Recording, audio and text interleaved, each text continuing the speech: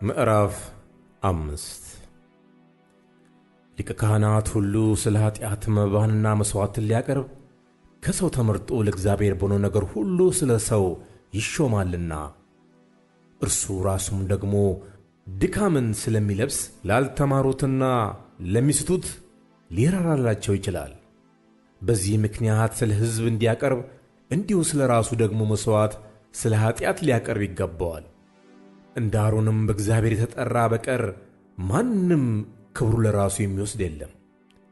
እንግዲህ ክርስቶስ ደግሞ ሊቀ ካህናት ሊሆን ራሱን አላከበረም።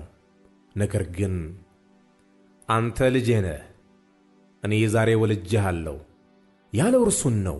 እንደዚህም በሌላ ስፍራ ደግሞ አንተ እንደ መልከጼዴቅ ሹመት ለዘላለም ካህን ነህ ይላል።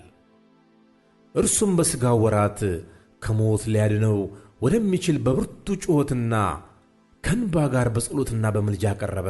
እግዚአብሔርንም ስለ መፍራቱ ተሰማለት። ምንም ልጅ ቢሆን ከተቀበለው መከራ መታዘዝን ተማረ።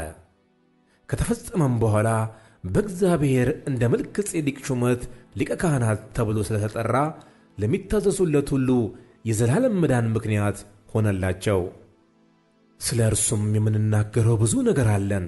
ጆሮቻችሁም ስለፈዘዙ በቃልን ተረጉመው ጭንቅ ነው።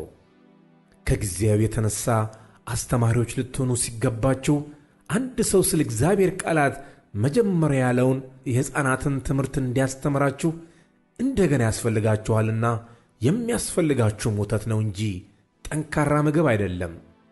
ወተት የሚጋት ሁሉ ሕፃን ስለሆነ የጽድቅን ቃል አያውቅምና፣ ጠንካራ ምግብ ግን መልካሙንና ክፉን ለመለየት በሥራቸው የለመደ ልቦና ላላቸው ለፍጹማን ሰዎች ነው።